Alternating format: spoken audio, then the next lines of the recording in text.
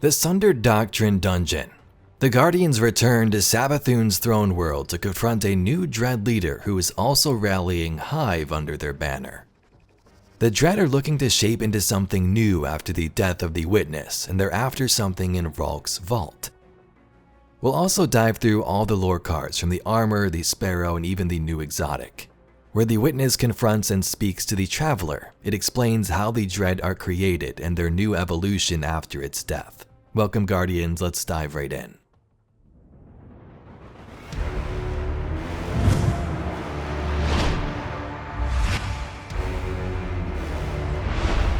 In the Sundered Doctrine Dungeon, we head back to Rhulk's pyramid. Savathun has been locked out, and the Guardians and Hidden are sent in to figure out what the Dread are up to. What are you doing in there with the vanguards, nosy little spies, and all those grasping Dread? Terribly churlish of Rhulk to lock me out of the house, and let you of all people in. Clear out the pests while you're there, White Oak Chew. The role of exterminator suits you.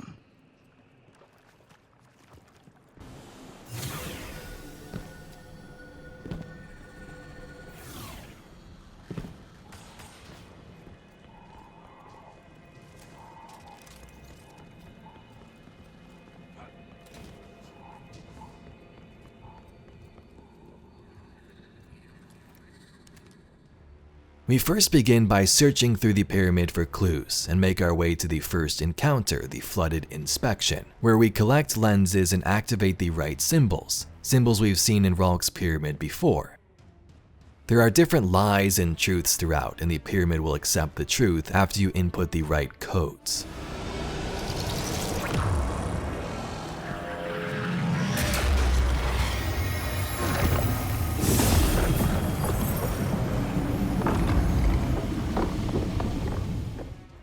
After that, we make our way through the labyrinths of Rhulk, fighting Dread enemies and dodging crazy obstacles. Bungie did a really nice job with this environment. You have more pyramid architecture of course, but things look overrun and abandoned.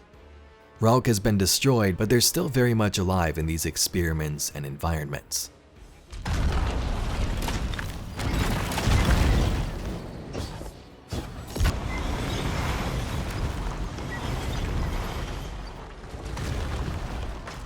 We make our way to the altered convolution area to unlock the way forward. Here we have our first boss in the Zoetic lock set, where the giant dread-looking shriekers block the way forward.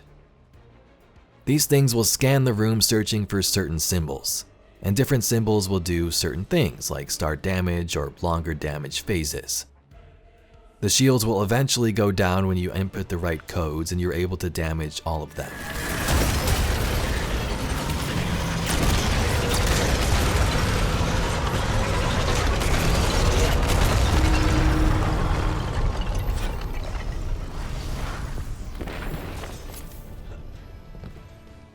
Now we must locate the vault by traversing Rhulk's storehouses and laboratories. We got a glimpse of some of these areas back in Vow of the Disciple, like the experiment walls and the different creatures, and also we see giant worms here. At the beginning of this dungeon you see Zeta and the Upended far in the distance, so I believe the areas we explore here has nothing to do with that. The worms we see are different worms. And this further shows Rhulk's obsession and experimentation dating back to when he first arrived in Savathun's throne world.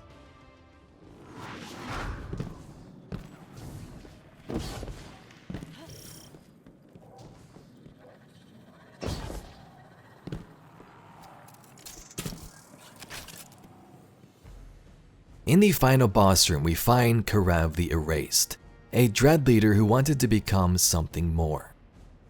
Most of the Dread, the overall story of this, is that the Witness shaped the Dread in the beginning. But now that the Witness is gone, the Dread long to shape into something new. Some of them don't like the original shapes the Witness carved. So while some were created from its own image, they have their own thoughts in some cases. Others are just hollowed out husks, literally. You'll see a lore card discussing this boss from the Sparrow later in this video. And from that card you'll see why they refer to themselves as the Erased. The final room has another worm at the top, and we must stop the Dread from opening Rhulk's vault. We turn off certain symbols and activate others to get to the damage phase. Now there's a quest after you beat the dungeon which may have more story and there may be some lore collectibles, dialogue, but this is what we have so far after the first day. Savathuns speaks after the boss is destroyed.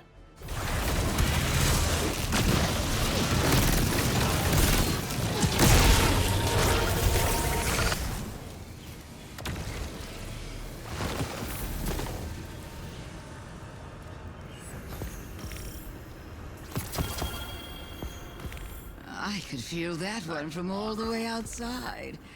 Oh my. A failed grasp at power. Poor dears. The dread are in a pickle. They need something, anything to feel whole. And you thwart them at every turn. Does that make you feel big and strong? Like a hero? Like a killer?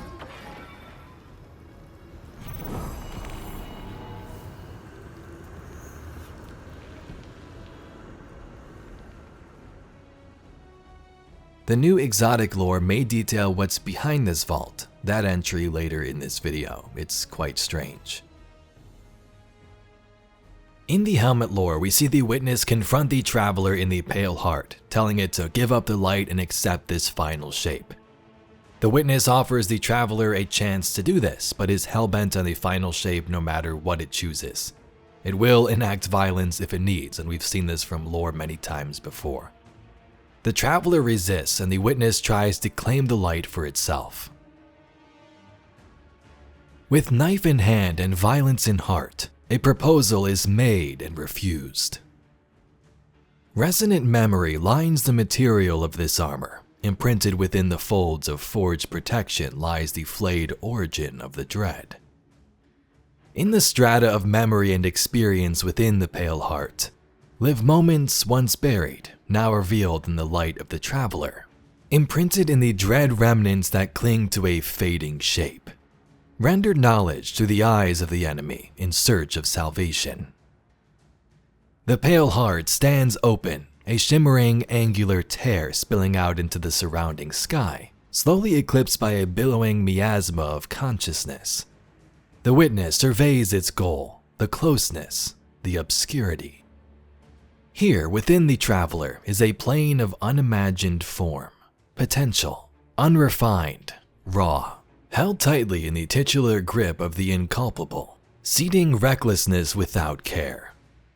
The witness would wrest that potential from the gardener, casting trow away in place of an eager blade, one with which it would carve the light from its oppressor should they refuse to see logic. We are alone, it touches down, and immediately the crudely vacant plane of the Pale Heart twists, as reinterpreted space sprawls from the witness in all directions. Mountains burst from flat, colorless surfaces, and a shroud of mist cloaks the darkening soil. We have come to claim that which you kept from us, from all life. But we are not required to carve this claim from you. Take up your charge. Bequeath your light to its truest purpose. End our struggle. The witness stops, waiting for a response, and in the softness of absence, they listen. Droplets of condensation, I flow beyond each life, all life, trickle through the cracks beneath the witness's planted stance. Resistance, then it is the knife. It thrusts a hand downward toward the ground. It is the offering of your flesh that permits salvation. We can see its shape in the dark, but your light shall forge shape into reality. If you will not sacrifice willingly, nobly, we shall excise what light is needed from you. Soil splits and sinks before plunging into the maw of a great cave. You cannot flee, a gardener tends. Atone for the horror you have sown. Give your light to the final shape willingly, or have it cut from you. Recognition brushes the witness's cheek. My children, there is so much more than this. softly drawing it forward into the offer of an embrace. But it recoils, slashing the vanillan air with the edge of many hands. This place must be upended. It maligns hollowness into cyst in the flesh, foundations onto foundations. Pain like wind, I have shaped my work, laid flat, erodes away the shapes that spring from the witness's touch and halt its progress momentarily. The witness flicks finger-like blades again and again, carving hollows from the flesh of the traveler. The work is slow, deliberate, difficult. It holds the surrounding pitch in place and presses against the borders, feeling the traveler's patient defiance. You were not prepared when you uplifted us. It is why you left. It is why you fear your own change now. But where you so change and abandon it to chaos, we correct this error. It is purpose we have given us. Is it not beautiful? There is screaming, no sound in the scar of the traveler. So again, this is the moment the witness was in the Pale Heart and interacts with the traveler, telling it to give up your light and take part in the final shape. The traveler was actually speaking in parts of that card in between the two lines. I flowed beyond each life, all life, it says. Even brushing the witness's cheek, saying, my children, there is so much more than this. I have shaped my work, laid flat. And in the end, we can see the traveler screaming because of what the witness is doing to it. Next, we come to the lore of the gauntlets. Torment, rent in twain, cascades upon the valleys and subjugates them again. Resonant memory lines the material of this armor. Imprinted within the folds of forged protection lies the flayed origins of the dread. Endless darkness envelops a tormentor, one of the first strips peeled by the voice's blade. The tormentor is not alone. Light, buried deep within the shadow, flickers erratically, as if painful convulsions wrap its frequency. It is twisted around an ever-shifting many hands and pulled taut to slick their knife with light like rosin. A heterodox pairing, opening the creation of new forms flayed from old flesh. An eternal voice pierces the darkness. Take shape, second born of pain. Through the light, bent in service to the deep, we twist your form into being. Take shape, now. In the deep, it peels shrieking torment into sistered slabs, paired from the flesh of our mind. The voice speaks a piece of its soul into the bisected flesh, a living mirror on which to carve our will. A blade of resonant energy carves slender humanoid husks from the quivering canvas. These fragments of agony, they are the lessons we will share with you. It separates the thin layers, dividing segments along lines of clustered nerves. In wounded light, your shape is forged. The husk is considered, recombined with the trim and reshaped many times. With tools of subjugation, you shall teach them. The voice recites memories of deep power into their fabric. From Europa, it imbues control. From Neomuna, serenity. Until all light bends toward the finality of our horizon. With its command issued, the voice fades.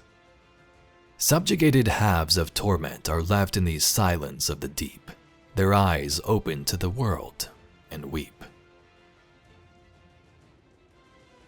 Seelan sits with their other half, surveying the Pale Heart.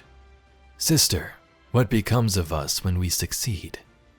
Their other half ponders the question for the first time. After a moment, they answer, we return. And what becomes of us? Seelan emphasizes. The question frustrates Yemek. She thrusts her lance into festering brambles. We return? Seelan rotates a shard of stasis in its hand, analyzing the split reflections. Return to where there is no Yemek, only an echo within the witness. This frustrates her more. She pulls the lance free and stands over Seelan. I am Yemek. Exactly, Seelan says, letting the shard fall and dissipate before standing to meet her other half. And who were you before? Not nothing, Yemek responds. But not Yemek, Seelan says before pointing to itself. And not Seelan. Better buried than faded from memory. Yemek turns away. We return, together again. Together, within it, Seelan probes. Is that what you want? Yemek is silent. I know what it wants. I'm asking what you want. Seelan sees the final shape just as clearly as the witness does. It will bring this shape into being. There can be no pursuit in deviation of this purpose, but Seelan has considered what follows, what could follow. It takes in the vista of the pale heart again, its gaze lingering in a spot marred by darkness. What if we could truly be whole? A voice pierces Seelan's mind and cuts the notion from it. Abandon this meager hope. It says that subjugated halves of torment are left to silence in the deep. So this could mean this is how these subjugators were created, split from a tormentor, so to speak. Seelan and Yemek in the last part of the entry are actually two subjugators we find in the Dual Destiny mission. They're sisters, and they speak about what's going to happen at the end when the final shape occurs. They might return to the witness, but one of them doesn't want this. The chest gives us another look into the witness and traveler's confrontation and battles. A blade carves in wicked intent, claiming this submission is surgery. The witness traces lines of power across the landscape of the Pale Heart from a monolithic structure that casts long shadows over the shifting terrain. The light flows from within the heart like veins. If the traveler would not relinquish control, it would be harvested and exploited to bring the final shape to bear on reality. The witness raises a hand, pulling at the light flowing beneath, searching for sources to tap. Ambient warmth, life presents choice, graces the witness's face. Distraction. You cannot stop this. The witness twists a hand and the soil churns and buckles, bleeding light in violent spurts across the landscape. Submit. A shockwave of iridescent light roars across the surface of the Pale Heart, encirculating and crashing down towards the witness. A radial veil of appendages sprouts from the witness, hands casting cryptic motions in all directions. The light wave splits once, then again. Breakages multiply exponentially across the tsunami until it shatters. The witness seizes the broken momentum and redirects the blast into the spot it had felt the light surge from.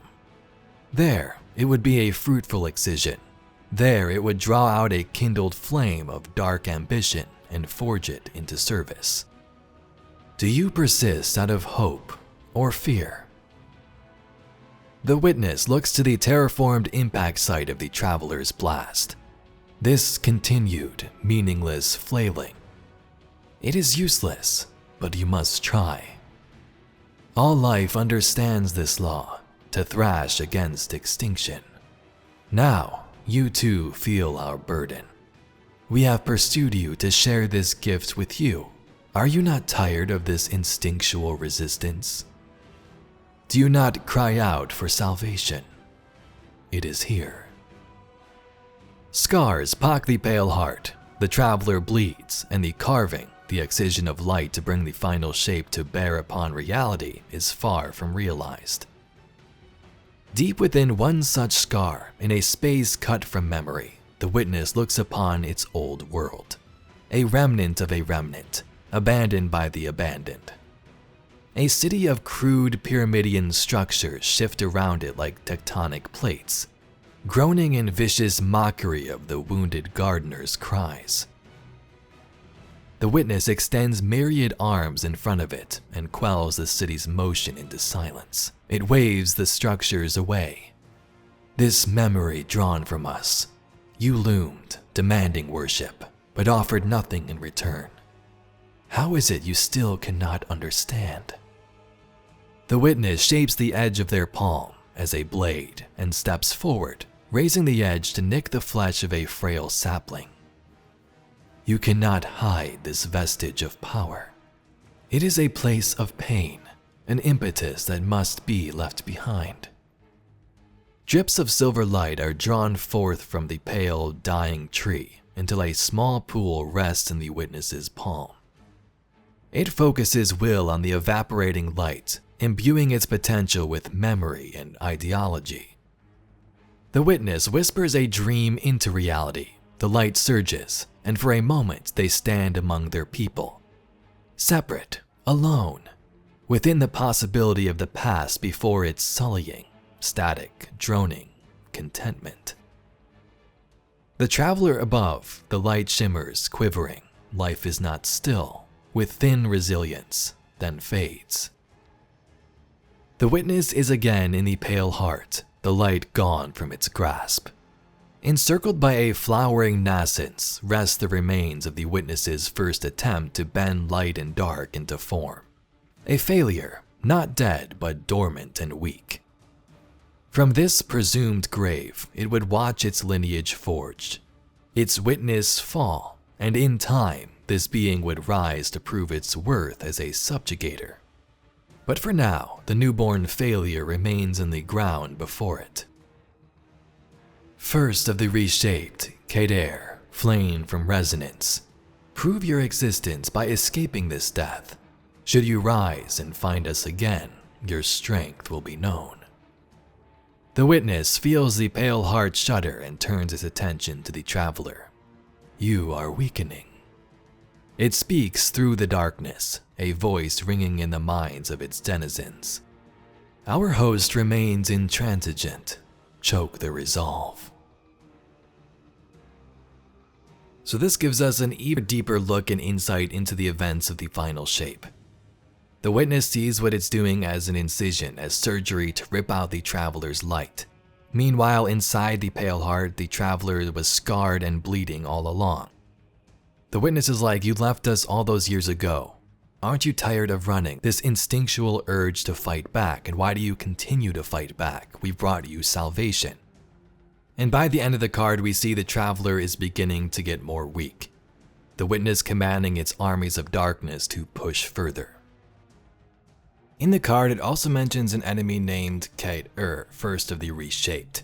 This seems to be one of the first subjugators ever created, and the cool thing is, it's the new dread enemy we see in Heresy. So some nice lore connections going on with the dread and further developing their story. In the boots, we see an interaction between the witness and one of the dissenters. The dissenters were seen as the veiled statues throughout the campaign, and they told us to give into darkness. Darkness was the only way to stop the witness. The voice pierces a scar of darkness within the pale heart.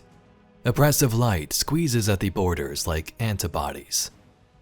It is one of many such places carved from the traveler, where its essence has bent to the witness's words.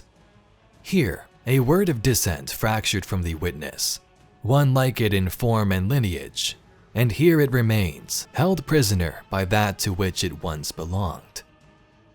What do you hope to accomplish alone, tiny wisp of smoke? Unveil your deceitful promises. The fractured whisper of dissent weaves between the witness's words. And I am not alone.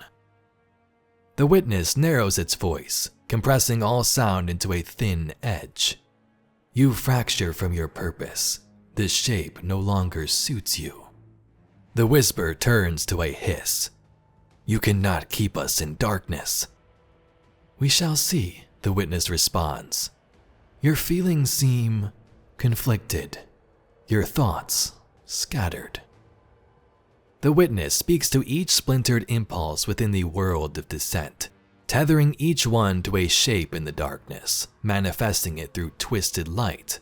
The voice calls them forth. The word of dissent protests, but instead produces a bestial wraith that bursts from its mouth, wailing, trailing fluids and gurgled cries. The time for penitence has passed. It is the first of many. Grim splinters rip away, disconnected and twisted by the witness's commands. Each wriggling expulsion shrieks in mimicry of its host's choked screams. Expel until nothing remains. One word of dissent violently rips into a billowing cloud of grim. They look to each other with waning, morose understanding as lucidity slips away into instinct.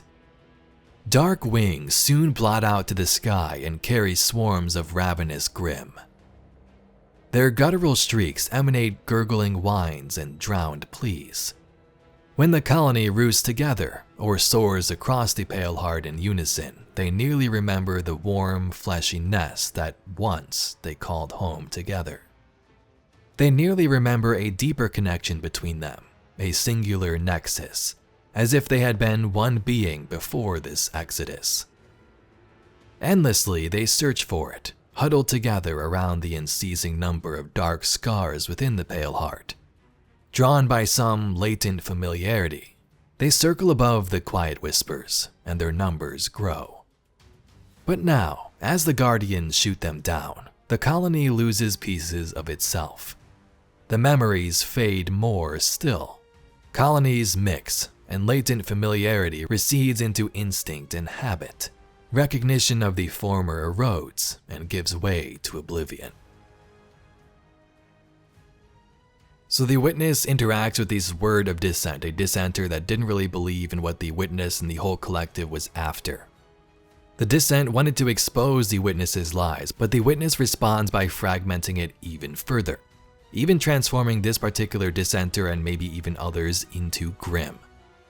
So some of those dissenters, original precursors that didn't believe in the final shape, became some of these grim. Others we see as statues in the Pale Heart. So maybe those ones specifically weren't as bad as the ones turned into grim, or the witness didn't get the chance to do it yet. Very interesting though how these cards are speaking of the dread and how they have formed. The class item gives us a glimpse into the story of an Elixni named Veskith. Veskith wanted revenge against the Traveler, so entered the Pale Heart. Inside they would descend into darkness, hoping to gain some strength like maybe Aramis did.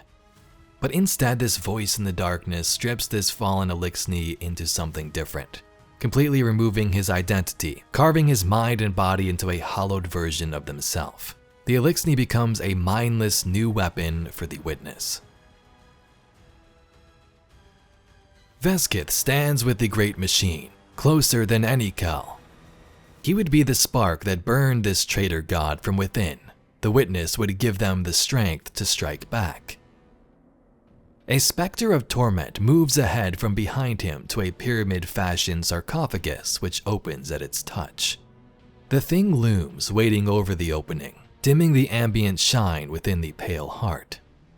He was promised a shape of vengeance. As Aramis before him, he would take the power he was owed. Veskith descends, enveloped. Veskith remembers how the Archons commanded stasis through grounding themselves. Vesk, Ves, Ve. A voice pierces the darkness. The Gardener has given you only pain. We offer a knife with which to return it. The voice offers salvation, stripped from resonant pain. You accept. He does. The thought washes away, overcome. Your definition subsumed. The voice responds in the deep, ringing like metal, sharp. Peeled away and carved anew. The voice's words run like razors across his carapace, slicing his mind into slivers. Vesk. Identity seeps into oceanic darkness. The voice cuts deep, and life runs thick.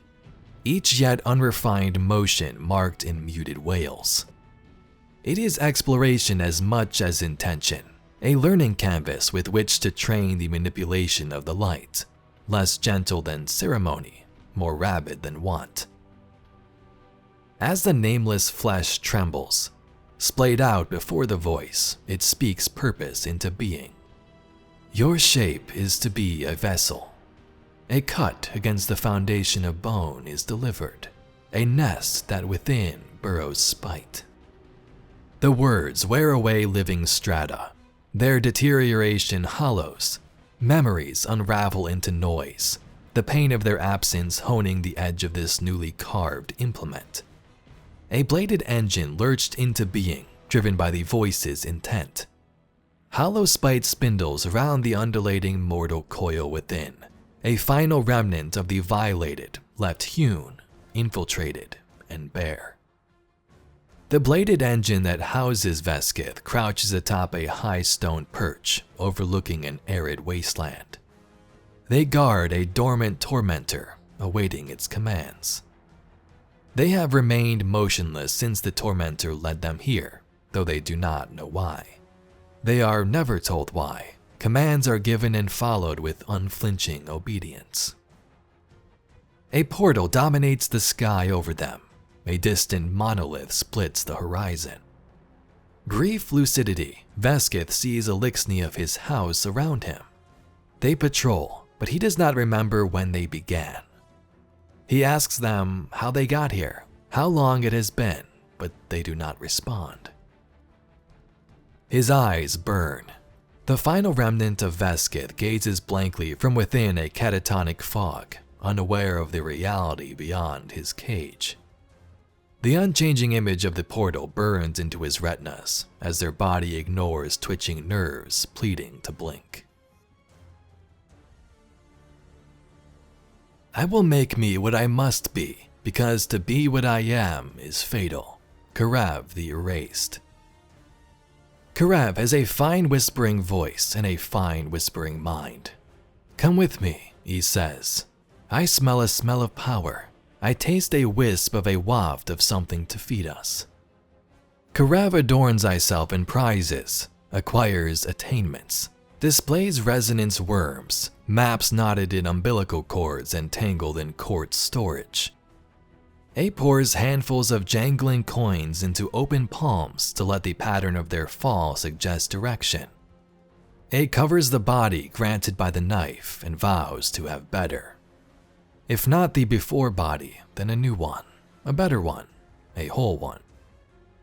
All lean in to touch the coins, to read the symbols of observe and reverse, a glimmering and a gleaming answers stirring fingers. I won't take the knife again. I don't care who wields it, says Jenner in a brave groaning little voice, and flips her blades about her elbows as if to say, any deity who dare try it, I'll cut back. They are hunters, all of them, and it is a hard hunt. The sniffing out and the reading of entrails and the long, long journeys through foreign lands. Voices speak to offer power, a place to rest, a floating duty, comforting and mindless. Karav's whispers break the tightening chords of the hum from Saturn's rings. I tells stories of what was, and what is, and what could be through their journey. I will be beautiful, Karav says, and I will be whole, Jenner says, and I will be myself, says a heretofore silent subjugator called only the Furul. We will make ourselves anew, Karav murmurs, and all hiss in hope as painful as the touch of the knife. So from that card we see Karav, the final boss of the dungeon, and some others that want to evolve into something new. They're pursuing some strange power and transformation, and who knows where the dread go from here. This seems like it's just the beginning. The witness and its creation of these shapes from flesh was just the start. Let's now read the entry from the new exotic. In this card we get an entry from Hidden Agent True 135, who is also known as Truce. They speak to Chauko Young, who is the new leader of the Hidden after Ikora has sort of stepped down in another lore card. The subject is this benighted thing. Chauko, when word started going around, you know what I thought. I thought, oh good, maybe Truce gets to use some of that time off he's had banked for a century. Know what I think now? Doesn't matter because Cowlick won't let me write it down in an official report. Okay. This thing gives me the creeps. Gave it all the standard tests. Some extra. I licked it, that's how I know it's bone. Sticks to the tongue, stone doesn't. Cut out my tongue after just to make sure, so don't worry, no contamination, and Cowlick made me a new one, no problem. There's a lot of raw data I want you to read over and maybe send up the ivory tower. It's not that I don't trust my gut, it's that I don't want to. So we're paracausal, right? Effect and cause all shaken up, no connection. Everything else is connected forward and back through time. Tug on the butterfly here and make a cyclone there. As far as I can tell, this thing made itself. Spontaneous acausal generation. My guess is that there's so much will hanging around that it crystallized. Pure I am and I gotta, embodied stubbornness. All my informants are useless, so I have to be blunt. Tell me how it went. Drinks, usual place. I'll pay this time. Promise. Message ends. Open attachment. So this is strange on multiple levels. The hidden agent confirms that it is bone, but whatever it is seemingly created itself.